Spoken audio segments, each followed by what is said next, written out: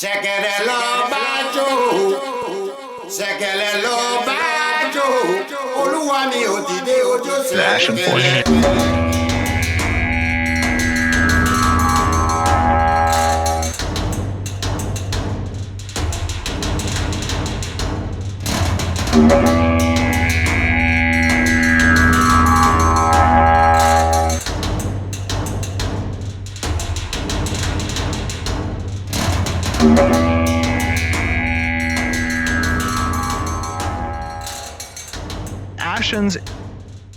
The Ashen Forge. Hello and welcome to the Ashen Forge. I am Phantom X, joined as always by Diggs and the legendary Neurotoxin. Good evening, you two. Hello, and hello everybody out there. Thanks for joining.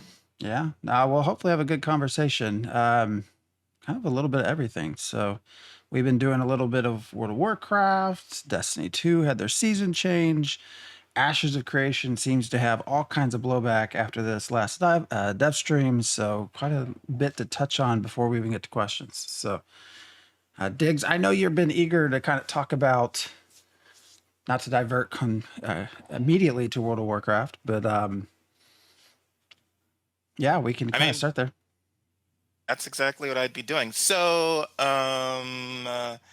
yeah, just in terms of what I've been doing for the past week and really the past couple of weeks is playing World of Warcraft Dragonflight, and surprisingly, it is my favorite RPG of all time, and it actually surpasses my hopes or my experiences with D&D. So, I got to play. I'm playing a Drakthir. I reached max level, which is 70 at the moment. There was no grind for that. At no time did I feel a grind. I think maybe there was a tiny bit of grind for Wilder Cloth when I was looking for reagents for my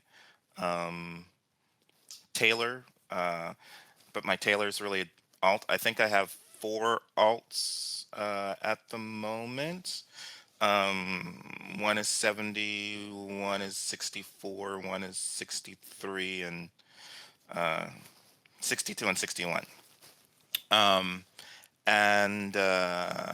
I got my new Drakthir up to max level 70. It was awesome playing a Drakthir, a non-human character that also has a human visage, and I could get that human visage to look similar to myself. So I can have a hero that's non-human but has African features and depict Africans as being the hero, participating in the hero's journey. So that's awesome. And didn't have to worry about PvP. And they have these factions, so they're similar to social, what in Ashes of Creation would be social organizations, I think. So I'm following the path of a explorer faction and getting to do a bunch of quests, like take snapshots of these animals in a wilderness preserve, or heal them, or make sure they're doing well in this wilderness preserve, as well as search for different things or search for different people. Ironically, I felt more like a druid in this. So the last time I felt like a druid was in Cataclysm, when Mount Hegel was on fire and you had to save the trees from burning. I felt more like a druid in doing things to preserve nature in the Dragonflight expansion than I have previously. Other thing that I like is that it's very cooperative. You don't have any racial conflicts. You don't have any faction conflicts. The conflict is all coming from internal struggles in the Drakthir and dragon races, as they're trying to vie for the throne or whatever. So it's a I love that I can go out and help people of any faction do whatever they're doing to try and finish their quests. So yeah, I play this. The story was excellent. The other thing I like is I got to max level 70. I still have a ton of quests to do, which was one of my pet peeves early on with EverQuest. And wow, you'd get to max level, and a lot of the quests that maybe you wanted to do are now too low level for you, so they don't even offer them anymore. And that's no longer the case with Dragonflight. So I'm going back, and there's just too much stuff for me to do. I want to stop and focus on crafting, but I still have lots of quests, tons of quests open to do in different areas of the Dragon Isles. Um, so surprisingly, where I thought that 10 years ago I was saying that WoW is not going to be able to solve their issues with expansions, they need to move to a WoW 2.0. Um, they finally, after 10 years, given me everything that I was hoping for and made it nice and casual, which is what I like. Um, if what you're wanting is a hardcore challenge game, I don't think this is it. And where some people have been talking about pay to win, you don't have to pay to win. And wow, you can just pretty much win. So if you want it to be difficult to win, maybe you won't like it as much as I did. But I'm not playing to win. I'm playing to experience a fantasy novel, like live out fantasy novel, and I got to do all that with Dragonflight. So um, the thing about that is that it makes it so that you know uh, I don't feel like I think when I was going into EverQuest Next, I was like, okay, if EverQuest Next doesn't get this right, I don't know if I'll be playing MMORPGs because WoW doesn't do it for me anymore.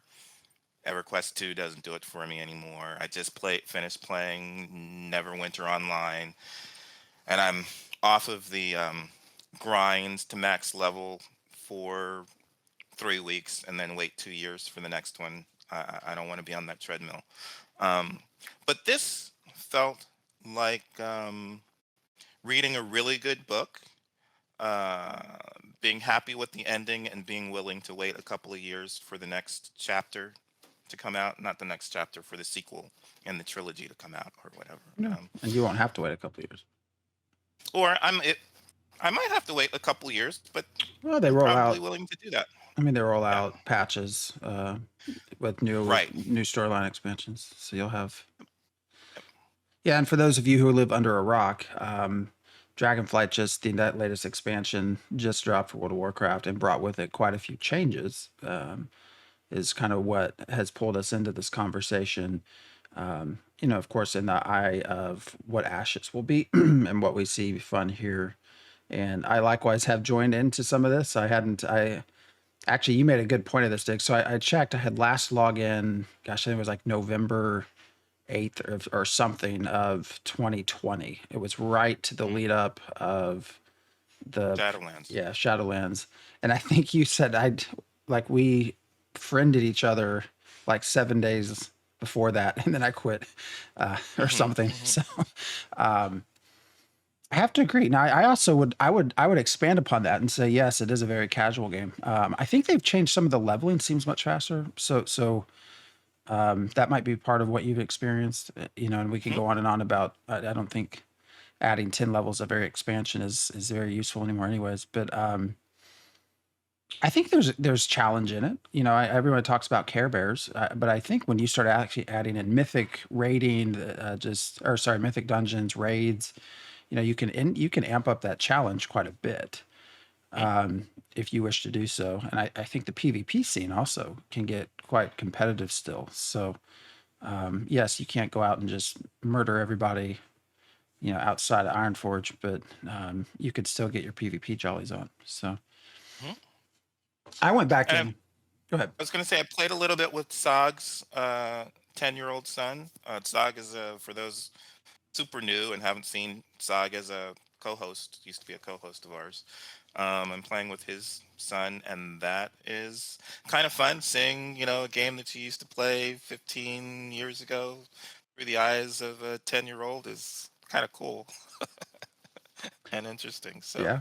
that's the other thing. It's casual enough that it's gonna have fun playing it. So Yeah, and my kids have started playing as well, and I pointed out to them that some of my characters are older than they are, and Mhm, it kind of blew their mind away a little bit. That, oh, you've known these mhm, characters longer than you've known us.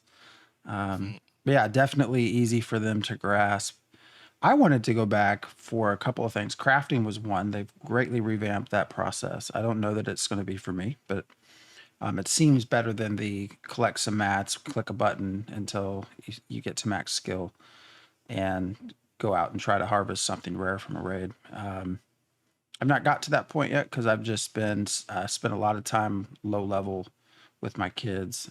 Just started Drakthir because the other thing I was wanting to get back into, a lot of the drive was after seeing the cleric class from Ashes, and sort of, mm, I've enjoyed that. I think I've mentioned probably my favorites, two favorite classes I've played. Well, Enchanter and EverQuest, but in World of Warcraft would have been the Shadow Priest, and EverQuest 2 was the Templar. So, I mean, I've done a fair amount of healing. I'm really curious about this approach with the Drakthir. For those who played EverQuest or WoW in the past who haven't for a while, you might want to check it out because it's a kind of a very different approach into sort of how some of the healing works. So, I've not been able to heal a dungeon yet. I just started the character today, but hoping tomorrow I'll be able to get into a dungeon. Um, So one of the things I love about the Drakthir, so I, I consider myself a role player, and even more of a role player than a gamer. Um, and it's important to me to embody the role of my character, and that typically is my class role. So I'm hoping to feel like my class. Like I'm hoping to feel like um, my rogue is exploring and um, discovering traps and um, making it safe for the other players, all that stuff. Not so much the combat roles of tank, um damage dealer, and all that stuff. I really want to embody the class role. And in this, I'm also playing the preservation path for Evoker. Um, but it wasn't even really the class. Like I am doing great as a healer, and I feel like I'm healing, and I wanted, that's a role that I like to have. But sometimes I feel like uh, a mini Godzilla, and that's awesome. I feel like my race, as well as my mm, class. So it does a great job of making me feel immersed in my character, and not having to do a ton of heavy RP, but just when I'm playing and I work up until I am able to do my massive fire breathing damage. Um, it's just awesome in terms of feeling like my character. So, the um, collection component also has sort of grasped my attention, and I didn't know that it would. They've revamped so much in the last 2 years. One is just even the UI with collection, armor and stuff like that, to where it's now, that you can see it by set, which I open up that tab and immediately like, oh, okay, well, I know I have to go here. I got 4 of the 7. I need to go back. That's not why I intended to start back into World of Warcraft, but it just immediately sort of grasped me into this, falling backwards into what used to be a very, very big amount of time that I would spend in World of Warcraft, collecting mounts, collecting a variety of other things. Because that's the other thing. In 2 years, I was going back through my mount collection. I'm like, okay, what's actually rare here? What should I pull out just to show off a little bit? So a lot of fun. Yeah, I hope there's collection components in Ashes as well, something to that degree. mhm. And it seems like there can be because there's enough time for it. I think that's one of my concerns as well is over time. I don't really know if this is because we have some Daybreak devs uh, on Ashes as well as World of Warcraft. Um, and maybe that's why we have something similar to social orgs and these 4 factions that you can follow in WoW Dragonflight. Um, but the longer it takes for Ashes to come out, the easier it is for other games to give us features or mechanics that we were hoping to see first in Ashes when they first said they were going to release before 2020. Now that it's 3 years after 2020, it gives other games to fall into some of those same mechanics or features. Some of them maybe even before Ashes, not even alongside Ashes. Um, and it makes Ashes kind of less of the MMORPG savior, or especially the MMO savior, where you can have various genres of MMOs. I think maybe the one thing that is kind of missing, and not so much missing, but maybe I would um, like to see it more standard in future MMOs, MMORPGs specifically, is the village building. Um, as we get new MMORPGs on the horizon, that's kind of the thing that I'm hoping to want to do with friends, is build up these little villages, be able to work on our homes together in the open world, or at least, you know, everybody be able to easily come by and see them. Um, and we don't seem to have that. I kind of also wish maybe we had that for guild housing, but I haven't checked out what the guild housing is like in World of Warcraft yet. But that's kind of icing on the cake. It's pretty good cake without I'm that. going to show this picture just before I forget. You had Mhm. asked us to put this picture up. Oh, my Yeah. camera's above it. Let me get that on here. There we go. Uh-huh. Um, I and this is what you think were it talking has. about. Yeah, I think it has the important part. So this was one of my favorite moments, because it just spoke to my soul. And if you, I could read it for you. It's a quest that yeah, go ahead. says, and I think the text is what you're referring to. I'm sure you Mhm, would mhm. prefer to limit your tasks to exploring and researching, but unfortunately, we sometimes have to get our hands dirty protecting wildlife from those who would endanger it. Yeah, So and this is for Dragon Scale Expedition Reputation, which is the Explorer faction. And I was shocked out of my mind. And it starts with "Thank you, Diggs." It just hit me so strongly, because that's exactly what my playstyle is. That's exactly the way I feel I would be. I would rather be out there exploring and doing research. But sometimes you got to get your hands dirty and, kill some stuff. That's usually the least important area of interest for my playstyle. Um, and I felt seen by the game. Uh, um, yeah, it was awesome to you know have the story even kind of um, acknowledge my play style. Um, and all that to say, also that uh, you know that is definitely the type of game that I like to play. That's kind of different from Ashes of Creation, or the focus for Ashes of Creation. I loved that I didn't have to think about PvP at all while I've been playing.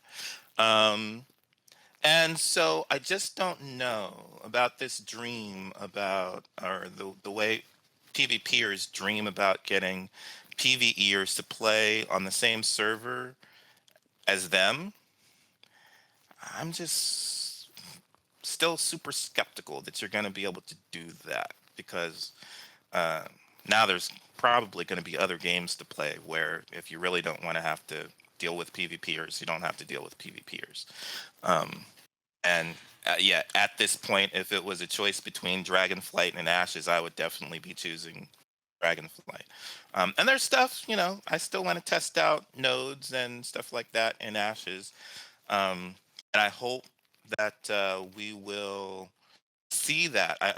My interest in backing Ashes of Creation is to help the developers work on systems like nodes, because I think that could be a nice feature for MMORPGs going in the future, so that you can maintain your interest after you reach max level. I think building up a city will cause you to be invested in it. It will cause you to want to defend it. and whether you're defending it against NPCs or the environment, or even sometimes other players, that focus is I want to defend my city, not so much I just want to go out and compete against other players and defeat other players or dominate other players. Um, so there's definitely stuff that Ashes has going for it that I think are important features and mechanics that I support. I just don't know that I would be playing it after testing it.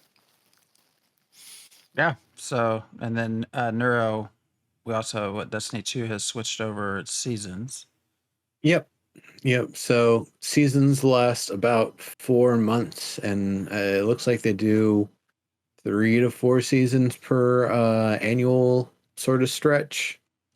So that has switched over, and the last one ended in kind of a lackluster way. Other than I like the little cutscene thing that they had, and then this one, it felt like there was a cutscene that we should have seen before the beginning of the new season started. But if you played the last one, you mostly caught up on the lore. You kind of know what happened and what was going to happen, and they're just kind of like, let's take care of this immediate thing, and then as soon as you take care of that, the next season's going to be okay. Now it's time to deal with the thing that you finally are ready to deal with, that you knew was coming.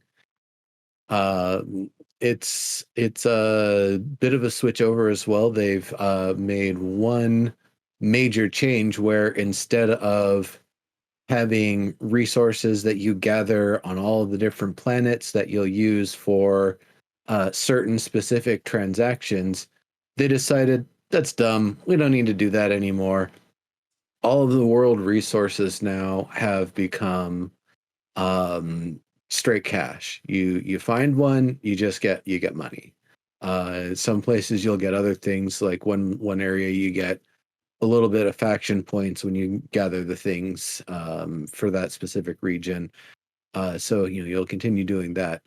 But what materials you had before, if you didn't dump them into the event at the end of last season, you can sell them, and you can get a hell of a lot of cash out of even one season pass's worth of materials that I was able to get.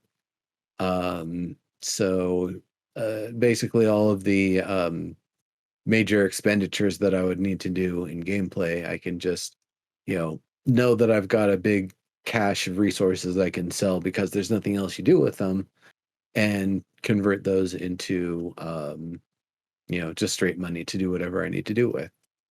So that's kind of a nice changeover, and it means you don't have to chase around and go at like certain days and times, or gather a specific material to do a certain thing that you would, essentially just be spending more of the glimmer, the basically gold on. Uh, so yeah, it's a thing. They've added a lot more content, more things to do. They're not getting rid of old content anymore, so nothing has been removed as they've gone forward here. I saw quite a bit of activity over on the DOP crew Discord. I saw a channel open up for Destiny. I mean, it seemed like it opened up. It's been there for a couple of weeks now, yeah. I mean, within the couple of weeks, yeah, that wasn't there for the last several years that I've been a part of No, it. And it seems like several different people were participating. It wasn't just you. So what's that been like for the DOP crew community? And um, I'm wondering if um, you might not have this concept at all, but I'm wondering if you consider yourself to be playing Destiny while you wait for Ashes of Creation, as in maybe you'd rather be playing Ashes of Creation, but since it hasn't released yet, you'll go ahead and play Destiny. Or is it just I like Destiny, so I'm going to play Destiny, I'm and I'm I'm uh, gonna I think I'll also like Ashes. I'm gonna predict here that the answer is no. He's not waiting on Ashes of Creation, just knowing his history with Warframe. But that's my prediction. Ah, you got it. There we go. You see, I was gonna say no. It's Warframe that I'm waiting on more content. I'm gonna hit the thing they just did, and then after maybe 4 glorious hours of new content, go back to the universe that I'm still learning. Because I love what they're doing over there, but I think until the Deviri stuff comes, I'm not going to be getting into it too hard because I'm pretty sure that's adding. I believe it's going to be like a procedural roguelike sort of mode and like an ever-changing sort of world. And that's, put Binding of Isaac in Warframe. Hell yeah, I'm there. So I believe that's approximately what it's going to be thereabouts. And hell, that's the content that speaks to me. So, but that said, I'm probably going to be continuing to play both of them while playing Ashes of Creation, plus or minus whatever time I have for other things going on in life. And is for Warframe, how does that work in terms of the way and amount of time you play it? Is it one of those where you play for 4 weeks and then wait 2 years for some kind of expansion? How does that work? It can be months in between major content releases. The last big one earlier this year was playing as the Veil Breaker mission, where earlier on in the new war you get to play from the perspective of a couple of enemy faction sort of characters. One of them gets obliterated. He might come back by some Deus Ex Machina, but otherwise he's pretty dead. The other one, though, is basically a freedom fighter now who's trying to liberate people who were captured during the New War and are still trapped on the various sort of prison vessels. And he's being aided by somebody who you meet on a different planet who wanted to be involved with the new war, but kind of had their hands tied. And now that the war is over, it's like, all right, I'm gonna get out there and help clean up the mess. So, really good story.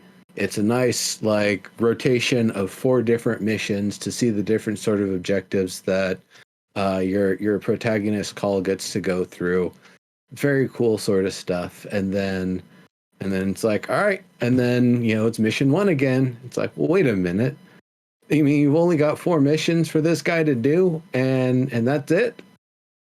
And so it's kind of like, all right, well, I'll wait for there to be more missions. They've added a couple bosses, but I don't know how much else they've done with that character and that stuff quite yet. Yeah, I have to say, just thinking about missions, because for RPGs, I think questing is important. So I'm expecting to see some quests, and EverQuest. I was hoping to be able to EverQuest. And I will say that the questing for Dragonflight went to some areas that I was not anticipating. And I'll phrase it like this, that it had some experiences from comic books and Marvel movies and TV that I was really not expecting to experience with World of Warcraft. It was kind of cool to experience it with World of Warcraft. And I'm not going to spoil what that is, but it was kind of fun for me. Um, so I think it's interesting that missions are important for you in Destiny. Yep. Well, we've now spent 30 minutes on mostly non-Ashes of Creation stuff. So I want to kind of talk a little bit about Ashes of Creation. Kind of the title of the show. This was really this last, and we touched on this a little bit. I think immediately after the live stream, there were a couple of threads about Steven's gameplay and sort of how boring the live stream was. But there's been numerous other posts and comments This seems like the first time I feel like there was a lot of blowback from this, and I don't understand completely why. But literally everything from the cleric class animations, the active blocking discussions, the hammer animation that came down. I mean, all of it, the combat in general, just not a lot of positive comments. Which the combat part was the one that's the biggest. I mean, when we post, so there's very clear trends when I post to Reddit. Like I understand if I post a positive title, I'm going to get thumbs ups, and this time, and if I post a more neutral negative title, I'm going to get just voted down to hell, which is usually what happens. But this one, of course, was a more positive sort of, yeah, the cleric class looks okay as a starting. Like nobody had anything positive to say. Like the very first combat or comment was, I don't know, all the combat looks horrid right now, and like just pages of that everywhere. And I'm just very curious by this, especially since we've been working on combat since when was APOC? I mean, Yeah, a while Been a ago. couple of years. I think part of it is it's easy to hate and be a hater and jump on the hate train, but when you ask anybody to articulate what is bad about it, I think what you'll end up with is them explaining their individual preference and how the game is not doing that. I don't think it's that people are saying this sucks because it is the worst combat system they've ever seen. It's not bad. It's still in progress. There's still a lot to do. There's still, keep in mind, they're still testing the freaking weapons that we're seeing. They're still in a test state. They're still being worked on. All of this stuff's being worked on. And if you don't like what you see, let me just ask you this. You baked a pie. I have a slice. I taste it. Now, I could say, well, I like it. I think the crust maybe you get a little flakier if you used vodka instead of water for the fluid part, because that cooks off more, and it'll be unless you've got no alcohol restrictions in your cooking, it'll be great. Or I could say, fuck you, this is the worst pie ever. What the fuck is wrong with you? You should quit pie making. Now, which one is actually going to help somebody improve their pie? And so I think fans kind of need to check themselves and realize that's the perspective they need to come in with. Not the second one, but the first one. If you have a problem with it, if there's something wrong with it, whether it's because your personal preference is not what you're seeing, or because there is something fundamentally, technically, mechanically, aesthetically wrong with it that just rubs you the wrong way, articulate it. Tell the devs what it is. Don't insult what's there. Anybody can insult something else. Like there's entire genres of music that I can say suck. It's just my preference. You put it on, I'll turn it right off. But that's my preference. In this case, it's a work in progress. It's going to be my pancake batter analogy. I hate that analogy. You're critiquing the pancake batter as if it's supposed to be firm like pancakes when you haven't cooked it yet. Like, it's not the final product that you're eating. Of course, it's not going to be firm. It's still going to be kind of liquidy because that's what it is. I don't care. I eat the batter. I love the batter. And you can. We like to test, right? We like to test, unfinished products, but you can't be like, oh my God, this game sucks because it's not the final product. It's not the final product. Didn't you and Villix have like a 48-hour fight on pancake batter analogy? I think that's why I dislike that. But anyways, that's right. Yeah. What was I gonna? Oh, so yeah, I was in a debate this morning on the forums about the animation for Hammerstrike, primarily because somebody said a couple days ago that it looks unnatural, and I'm like, it's supposed to look unnatural. It's magic. It's supernatural. It's not. Well, it doesn't. Mhm. The mechanics don't look exactly like it would be if you swung a hammer, and I'm like, because it doesn't have to rely on physics. Like, it's not supposed to look exactly like humans using muscles to swing a hammer. That's it. That I don't even think that's the intention. And this morning they were saying, yeah, I want it to look more realistic, like a human swinging battle hammer or a maul. And I'm like, which is okay, but once you get into a magic animation, that leaves room for artistic expression because it's emulating hammer swinging. And, you know, some are going to be more realistic, some might be more impressionistic. And at that point, it's just up to whoever created that magical animation, even in game. I It's will just I will artistry. offer this. Is it going to look more or less natural than going full on battle toads where their limbs turn into the actual weapon they're striking with? That their flying kick, their leg turns into a battle axe that cuts sideways. That sort of like they're do a hammer strike, their hands turn into a giant hammer. Like, is that what you want? That definitely looks unnatural. And golly, you are going to have a hard time getting the model team and animation team to want to do that. They're going to want to rip the arms off and have them separate models if you're going to pull something like that. And then we're adding like months to years on the development time just for a dumb feature. So no, I And I think was, the hammer strike is just fine. If yeah. if the way the character moves conducting the hammer strike is the issue the person has, that's something they can articulate. They can pass that to the dev team. Yeah. The dev team can pass that to the art team and design team, and they can assess whether or not it is a thing or it is not a thing. Or they could also bounce back and say, yo, dog, this ain't finished.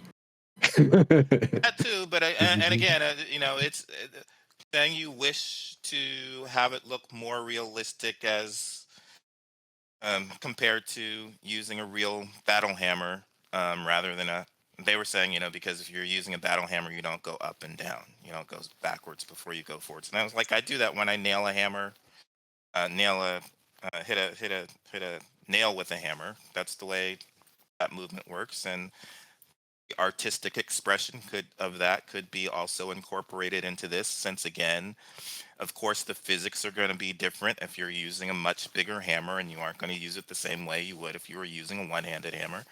Add a circular motion to it instead of an angle. It's like you're kind of bringing it up and bringing it down. Sure, great, But whatever. again, my thing is, unnatural doesn't help when it's intentionally supernatural. The whole Yes. point is you don't have to depend on the physics. Well, Um, since we're talking about and, the hammer, I thought it was the clerics at the beginning. So Yeah, my yeah. suggestion is if you're going to leave it a hammer, change the color away from the gold yellow that it was. Yeah. Or the I suggestion I had last week was you can leave it gold if you want, but make it look mean, like it's got claws and teeth, like an angry like fighter weapon, not this exalted priest hammer. Well, I think it's doing essence and not holy magic. So I think it's just essence in general, because Yeah. all of the conjured weapons look like that. It's the same for the tanks conjured weapons as well. I'm also wondering though, I'm expecting that adding augments will allow you to change the color. Your secondary class will probably affect the color. And you might even be able to purchase cosmetics that will allow you to change the color. I imagine there's a chance they could go full Path of Exile with it, where there's like effects and things for every single ability. They could if they wanted. There's definitely Because money for it.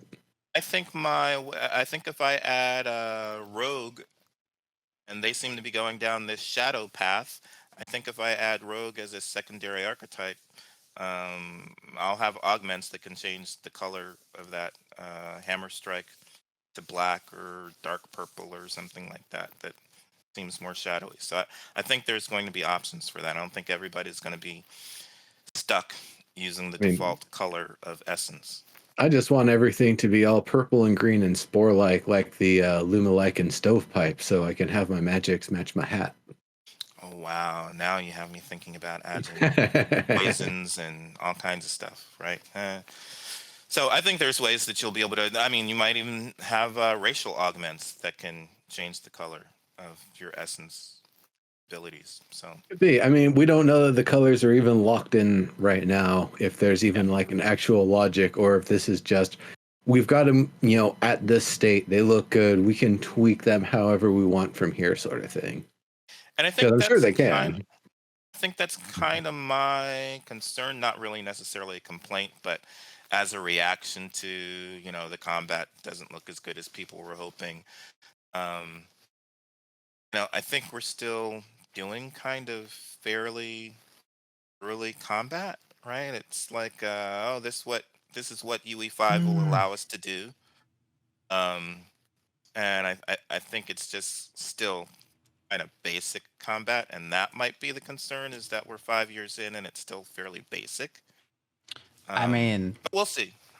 combat was the big part to this. That is definitely where everyone felt things looked. I think they said animations looked stiff, the blocking looked awkward, just the playing together looked boring. Granted, as level 15 groups, that nothing's balanced. It's probably purposely a little bit easier for them to go through. But that was, and when I sit back thinking, we've been doing this now, talking about combat for 5 years. It's like, well, holy hell, what do people expect? How long is this game going to take to get to where people want it to be? But combat definitely, and the I know we talk about the boo birds, but it's really hard to you don't see that usually with ashes. That's what stuck out to me this week, is that usually Discord, Reddit, the forums are all full of people that will just squash any sort of negative connotation about Ashes of Creation. That really didn't I mean, they still had people come out this week to argue against it, but there was just a lot of um just unhappy people. And I thought the cleric looked fine, but a lot of people felt like it looked pretty boring. um Now after seeing the Drakthir, I can see, yeah, that, that if you can modernize WoW's healing strategy, then yeah, the cleric looked pretty boring. But I think that speaks to something different. It's like, well, this, it is an alpha. Like, people I don't think understand, we're still in an alpha stage. Now, if you want to start talking about the fact that we're still in an alpha stage, I think that's a valid argument, right? Rather than complain about something that is just classically what you'll find in alpha, which is an underdeveloped or Mhm, undeveloped game, mhm. which is, what I don't think a lot of people grasp. I think the more valid comment is, why are we still at this point? Why is it still not known if they're going to have active blocking? Why does the combat still look like it does after so long? But not just so. So what I saw was not so much a question of whether they will have active blocking. The complaint that I primarily saw about active blocking is they didn't show it enough. So they kind of showed one or maybe two instances of it, but they were hoping in a demo that had the introduction of we're going to show active blocking, they were hoping for a little bit more time spent showing off active blocking and talking about how it works and what their plans for it Yeah. are and all that stuff. The They wanted more of a demo of active blocking than just, oh, boop, I blocked, and boop, I blocked again. Yeah, I mean, it's fair, it's completely valid. It's what I had also suggested last episode, that, we just got a little video just kind of showing us a little bit more about blocking, kind of the feel of it, the use of it, just like blocking focus, just like a little 1 minute clip they could put on, all the social medias and have their little sentence and a question like they usually do, like the post, the Ashes of Creation community posts that you see. I'm sure it wouldn't be that difficult to do. Except there's one reason why I'm thinking they might not necessarily want to get too far into it is if they're concerned that the more they show, the more people are going to get on their case about things that are wholly unfinished, like the angle of blocking, the timing of the blocking, the recoil of it. How much stamina does it consume when you block relative to, was it a small attack that you blocked or a big attack that you blocked? And so I can see how if you give more than little bite-sized chunks, it's going to open up the, well, we want to know more. Like, what's this? What's that? And then, of course, some people will just go straight to reactionary, like, oh, this sucks, blah, blah, blah, without really thinking about it too much. So that is definitely something that I'd like to see a little bit more about, or if they're not going to be able to show more because there's other technical stuff they kind of want to work out before they preview it, tell us, let us know. It's fine. Yeah. The more we know, the more you can tell us, hey, we're not ready to show it. That's better. I appreciate that. You showed it once, and that's cool. We know it's there. Great. I think this is still the being in this open phase for so long, people are eventually just going to get sort of, okay, where's the actual stuff? Where are we? We're still looking at the same things a year later. And then you start to get other things like the golden feathers that Taverns there mentions, resources. Like there's a lot of other little things, and it's like you haven't decided this yet. That seems surprising that you haven't decided some of these things yet. Resources and just active blocking and stuff like that. I think the expectation is 6 years in, moving to Alpha 2, that there'd be more choices made. But, who's to say this isn't normal development, that we're just getting to see it out, visibly, and that's this is just normal. But we don't know that as lay people. Or I should say I, as a lay person, you both have developed, but... I gotta say a couple of things. One, just looking at it in terms of short term versus long term, everyone's going to be critical. Some people might be abrasive, and then Alpha 2 finally hits, and then we start playing it, and then that's where things are going to be really interesting. I think if people are spending a lot of time focusing on what's being shown right now, yeah, they're looking for feedback on it, but I think when Alpha 2 hits, that's when the real change of tone and what people are talking about is going to be, especially if people enjoy it. And they'll say, well, yeah, I don't like the combat system, it's blah, blah, blah, blah, blah, blah, but I like the rest of it, this is good. And, that's, I think, a lot of what's going to really help them out is when people are actually playing it, and instead of just bashing what they think they see, actually playing it and then being able to focus on the things they like about it. I think my big takeaway was mostly from the thread that started a week ago about lack of focus. I think one of the big problems with this past dev stream is that following Steven, they just got a little bit too involved in actually having fun playing, and not enough focus actually demoing stuff that they said that they were going to demo. And in that sense, and it's one of the longest demos that we've seen. I think the demo vid itself was 40 minutes. And it just seems like it's probably better if they do shorter, very focused ones, that you can say, hey, in this vid, we're going to focus on active block, on dodge, or whatever the universal skills are going to be. On this one, we're going to focus on synergies. And on this one, we're going to focus on constellations. Like, just separate out your stuff so it's not all over the place for 40 minutes. I will you don't say, spend a lot of time. I appreciate, though, that we get to see what some of the maybe not expected or intended, but actual currently being tested and played upon pace of gameplay is. How many enemies they tried taking on at once, how long they spent at it, how they were trying to dodge the places where there'll be back spawns when they were trying to sit and rest.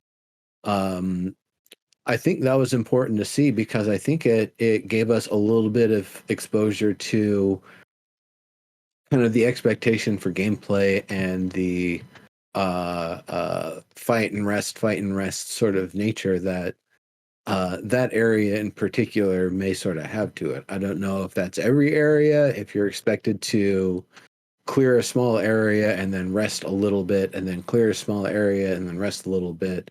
Also, it was 3 people. If you brought 8, it's an open world area. You'd probably just run straight through it. I think that does help to kind of get a little bit more of an expanded view of gameplay in the current state. That said, I do agree that yes, all of the smaller focused little demonstrations of the things they really want specific feedback on would definitely help to get the specific feedback on each and every one of those little things. I think the constellation system is great, and there's a lot I'd love to hear people say about it, but it was such a small focus. I don't think people were really, covering it the same way as if we just got a video in like the middle of the month about constellations, for example. Yeah, I was actually about to say that the 2 things that they really were talking about showing off, the cleric skills and the constellations, really got lost in all this. There's like no conversation about it because they're focused on everything else that sort of was this 40-minute run through a graveyard. There's not a lot of, there were some threads on, I think there was one on constellations. I saw something on Reddit about the cleric skills, but which does seem to detract from what their primary goals were. There's one thing that I've learned is sort of a new pet peeve of mine when going through the forums or Reddit, and I've started to actively post against this. I did today on, I think it was today, or it was yesterday. Was on a thread that was criticizing the title of the thread was "I had a gut feeling for a year now that AOC wasn't going to nail the combat." Now this one actually had a lot of a thought put behind the post. It was a long post, and there was a lot of thought. And what I've realized is sort of annoying to me is kind of what you were saying, Neuro, but from a response perspective, is like there's people that have started saying when they don't like the comment or the post, they've just started, well, you haven't played yet, how do you even know? I'm not going to, or how do you, we've only seen, alpha, how can you judge the system so far? And then there's no conversation. It's just basically this sort of dumb comment of, well, you haven't seen it all, so how can you make a comment? It's like, what? It's like, what's the point of having open development? Like, this is the whole point of having, like, the reason we're seeing these things are for the comments, are for the judgments, are for the positive and negative feedback. So, if you're not going to post a thoughtful response, I get tired of seeing the sort of, well, just shut up, you don't know what you're talking about because you haven't played it yet. Now, how do you know how the system's going to work? You haven't played it yet. Well, we know because the devs have told us what they plan for it to be.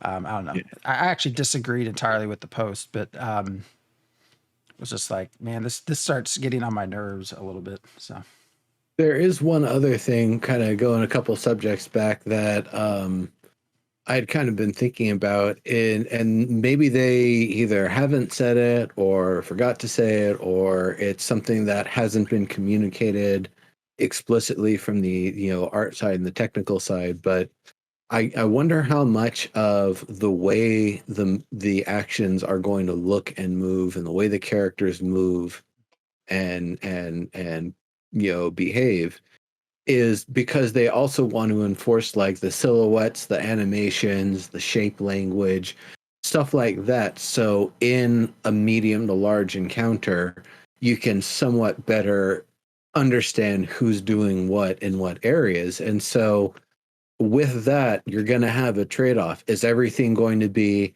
as like photorealistic as possible in terms of like all the animations and everything being like an actual person actually making contact with those weapons? No, you're going to sacrifice some of that and get a little of the verisimilitude over veracity sort of thing to make sure the characters look like the characters doing these things, so they can be potentially identified more readily in an encounter, what's going on, who's doing what. And so to that extent, I could see that being why things are a little clunky, where there's a little bit more of like an exaggeration to things, for example. So that way it's more clear who's doing what and what abilities are coming from who, and you know what sort of offense and defense, like where it's all coming and going from. So that's no idea. That'd be nice for them to explain if there's anything to say about that. You're reminding me, Nero, that these artists or Intrepid love to do over the top animations with everything. And often the first reaction to that is, "Can you tone that down? You know, it's too sparkly." Or, "Why is the cleric lifting up in the air to perform their thing? I don't want them to That's lift up in the cool. air. Don't they?" But I'm just saying that tends to be the way it goes. Okay, we won't have them lift up in the air. That's too much. I want it to be more realistic. But Ashes is like super high fantasy, super high Drakthir. magic fantasy. What are the Drakthir skills? What's it do? It lifts up the entire group off the ground and reduces the AoE damage done to them. So just a completely different way of healing. I'm really excited to try it out. But that just goes back to Final Fantasy IV had the float spell, so earthquakes wouldn't affect you, and you could walk over nasty terrain. Yeah, I Thought mean, it was hilarious. It's a very different style. Just to start to close some of this out, I think the combat part where people are just I feel like the most vocal people are wanting very active, action type combat, kind of what you'll see in BDO and some of these other MMORs, RPGs that are out there. And I just don't think that's what you're going to get here. So as Steven would say, maybe this game just isn't for you, because I don't think that's where this is going to be headed. It looks more and more like, especially with this last one, very similar to me to what's it called? DCUO. Very, very similar in a lot of ways. Just saw that in chat there. In terms of having the blocking, having some of the dodging, having an active component to your attacks, but I don't know how much of it's like sitting there and auto attacking versus DCUO. You're actually going through your light and heavy attack combos to perform specific attack sequences, trying to open up enemies with weaknesses or exploit the weaknesses, that sort of stuff. I think is a little, and the fact that it's something where, yes, you're going to need your healers to heal you, but there's definitely a lot of self-sufficiency and self-reliance that you dodge things and block things and get out of the way of that big AoE target on the ground that's coming in 3 seconds. So that's what I would say is, if anybody wants to kind of get a feel for what at least I see the system being, go play some DCUO and get a little bit of a feel for how they've got it going. My a few other things before we close up. So I asked that question for the live stream as to whether they have any idea, essentially, of tiers of their skins for the freeholds, for the ships. Not surprisingly, it wasn't answered on stream. Surprisingly, it was kind of answered in a follow-up post, which this gets back to this idea. I think people are surprised at how much isn't yet thought about or done. Here they've been selling things for how many years now? I mean, we've had a cash shop for 4 years, 5 years. I mean, basically since Kickstarter. So I guess 6 years.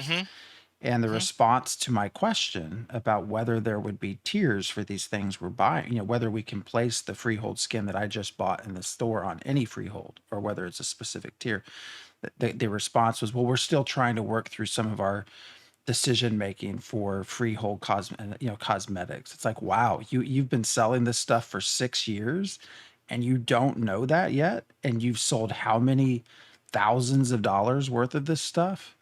That's just very surprising. Like, because that's something at this point, I don't know how you can't just let people use it on anything they want to use it on. I mean, if someone has spent $500 on skins that they think they just get to use as soon as they enter the game, I don't know how you go back. Well, I mean, I guess you can, but I was just very Mhm, surprised. So, um, mhm.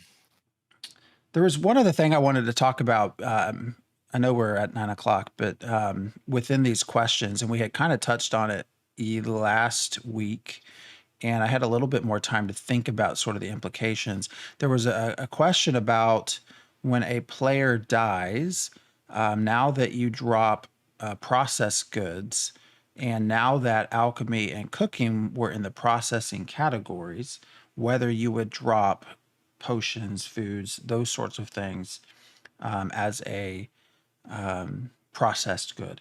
And the answer to that was no, that if you have something that is an in final stage product, so sort of a potion or some piece of food, that would be protected. So that would not drop off your inventory, which sounds fine. But I started to think about that a little bit more, and one of the things is we played Lord of the Rings Online that I really enjoyed, and I think Sheridan really enjoys as well, is the idea that when you cook, you actually will use items, products from very early tiers later on throughout the entire leveling process of cooking. You're not just using new items that you find as you progress through a higher level of the world. You're using other refined product from even level 5 as you're trying to level 90. To make a certain type of pie way on in that crafting tree, you still have to use the pie crust that you learned how to make, when you were level 5. And this surprises me because I think this answer starts to speak to the fact that there won't be that sort of depth within some of these systems, that we're not going to be able to, in cooking, we're not going to create blueberry jam that we then will use, 15 levels later to make some other product. Is sort of how I'm interpreting that answer.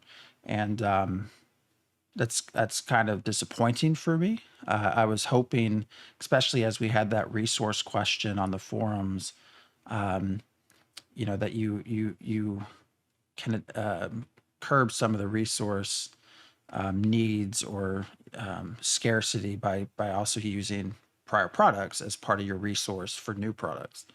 That doesn't seem to be what they're going with here. So I just wanted to bring that up. Yeah, I would say the pie crust is a perfect example, as Terridan said. I would definitely, that's a very kind of obvious, ubiquitous form of crafting that I think everybody has some experience with, even if you're just watching your parents bake a pie or someone else bake a pie. You understand that. Maybe not everyone has crafted a sword, so you don't understand pommels and all the stuff that you would need for your basic components for a sword or an axe. Um, and all I can really say is I liked that aspect of Valheim crafting. I'm still not sure that that type of crafting is workable in an MMORPG.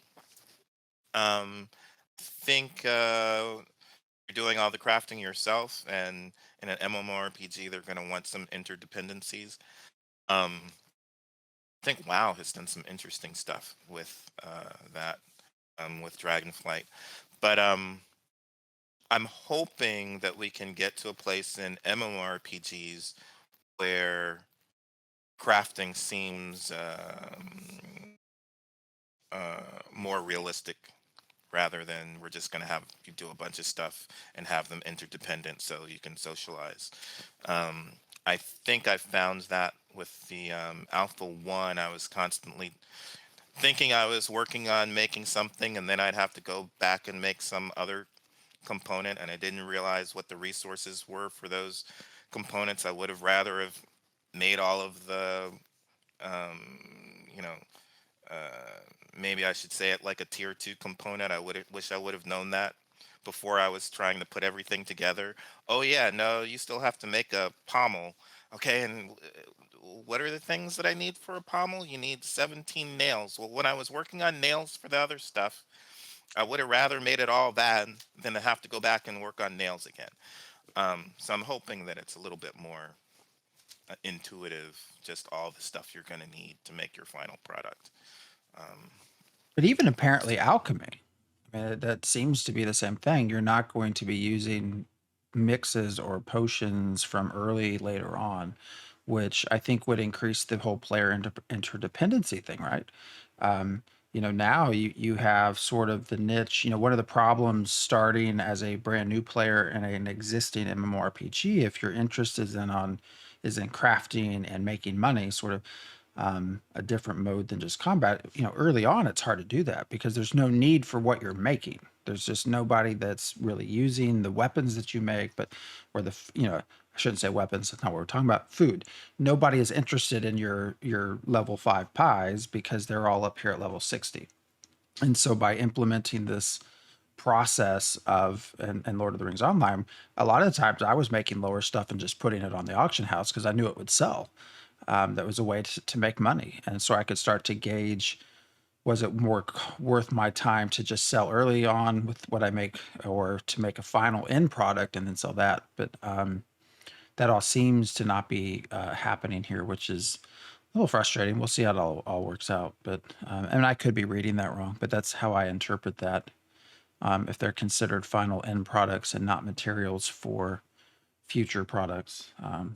So I also think about the idea of the right material for the right job. I mean, if you made a Ferrari out of entirely tungsten and gold and as like the primary frame and conductive components, that thing is not going to last very long. Something is going to go very wrong very, very quickly. It's a bad scene. There's heat considerations, why you'd used copper or other sorts of conductive wire. Tungsten is especially heavy. Just getting the thing to move an inch, let alone the actual cost, like to make a car out of tungsten, that's a ton of tungsten. Like, you might as well be putting that thing on the side of a battle tank. That's what thing's gonna be at that point, except it's not gonna have the engine for it. Or it might have the engine for it, but that's also made of tungsten, and I don't know how well it works with heat, or if it's just going to like crack and chatter or something. Doesn't sound like a good idea. You're using top tier components. What's the problem? Yeah. It's the idea of having all of those things. And that's not to say that the copper you use to make like a crude copper dagger is going to be the same like alchemically purified copper that's going to go into some special lightning wand, but you're gonna start with copper ore regardless. Somewhere you got to get that copper, and you go from there. That's the sort of thing with materials and resources I've always thought was funny. It's like, oh yeah, you're always using the highest level materials. Well, wait, what? That doesn't exactly make sense, but whatever. Well, is there anything else for tonight? Anything worth talking about that comes to mind? I hope everybody that is enraged over the last video can take some time to chill and rest over the winter break here, and get their heads on straight and maybe think about what it is they want to communicate to the devs about the game, or maybe just to kind of think about the idea of chilling and maybe wait until Alpha 2 and then giving a little throw after that. I don't know. It is a good time for folks to chill and relax. In the past, we've often kind of disappeared for a couple months around this time. So, if other folks do it because they want to kind of tune out and chill and do other stuff, more power to you. The game's still going to be in development. They're still going to be showing stuff. Still going to be a work in progress till the end of the year. I guarantee it. The one thing I forgot to say about WoW is they did a really great job exploring different cultural rituals. It was a blast just experiencing these different cultural lifestyles, and I hope that they do things like that in Ashes of Creation. I hope we see more of that in future MMORPGs where it's not just about appearance. It actually, the cultures actually are meaningful. Um, I agree. I think with, one of the shortcomings with something like World of Warcraft is sort of, let's use Christmas, that, when they do their holiday throughout, it's basically the same across things. And when you talk about Ashes of Creation, really the plan is that, yes, maybe you're going to have a celebration of some sort across the globe, but it's going to be done differently. So I agree with you there. I think it'll be very interesting to see how things are done differently based off region. we did have a nice mention, if I recall correctly, that the um, the different cultures might have a different take on the gods, which is something that I'm kind of looking forward to. So, It's uh, true. I didn't think about that comment. Yeah, that raises some questions. Uh, Although we still aren't going to get any lore. Hopefully, we get a little bit of lore in Alpha 2. They are very much holding this close to their chest. Cough, cough. He's not really talking much today, but so I can't pick on Envoy. Well, they're not going to give us much lore until Well, day one of so release. They're going to give us a little bit to I give us a little disagree. bit of pretext. I but disagree don't. with this approach, and let me explain why. I have never played a bit of Overwatch. I have no Oh, interest. we'll get some stuff apparently. I have no interest in Overwatch whatsoever. I have watched every single bit of lore that they put out in their videos and the things they did pre releasing new people or whatever. I've watched all of it. It's very well done. I know the lore of that game very well, even though I don't play it. And so I kind of disagree with this idea of, well, you'll just get to see it all once we release the game. I think there should be some sort of build up that gets you excited to learn, not obviously not major plot points, but the background, the backstory, I think is but I very, think that's Steven's point. If you want to learn the lore, you have to play. You can't just, they aren't just going to hand you the lore without you playing. You got to play, and they'll reward you with some lore. I think that's what Steven's telling you. but the recruitment. I mean, I I don't know. But there's no recruitment. You don't play. That's true. Didn't recruit you. That's true. But I know it well. I've watched plenty of it on Twitch. I mean, it has different uses. So, Hey, you might spend some money on cable to watch an Overwatch TV show. yeah. Who So, knows? all right. Well, we will be back. I think the plan is to be back for next Sunday. I have a trip that weekend, but should be back in time. So, because I think the following Sunday after that is what is Christmas. So, we will actually probably take 2 weeks after that because it'll be Christmas and then New Year's Day. Okay. So we'll see. Maybe New Year's Day, but definitely not Christmas. So, Mhm. well, all right, everybody. Thanks for joining us, and we will see you back here next Sunday. Yeah. See you later. Get your green cloaks if you haven't, if you care.